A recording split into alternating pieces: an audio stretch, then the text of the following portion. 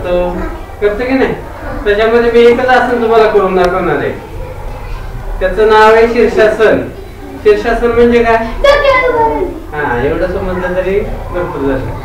आता त्याचे फायदे काय आहे ते आपण पुस्तकातून नंतर वाचणार आहे, आपण माहिती करून घेणार आहे. आता पुस्तकामध्ये प्रत्यक्षित करून दाखवणार आहे. लक्षात पहा, तुम्ही मी करतोय असं करायचं नाही. लगेच घरी सराव करायचा. भिंतीच्या शेजारी काहीतरी डोक्याखाली ठेवायचं आणि नंतर उभं राहायचं. आता मी काय भिंतीच्या शेजारी करणार नाही, मी तुमच्यामध्येच करणार आहे.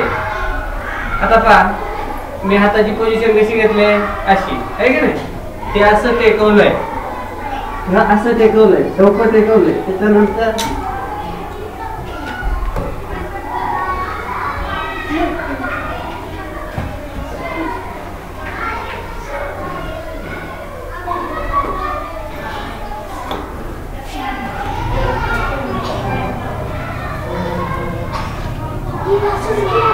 कुठलंही असं करताना सावकाश करायचं. आणि लक्षात, श्वास एकाच गतीनं सोडायचा आणि एकाच गतीनं घ्यायचा.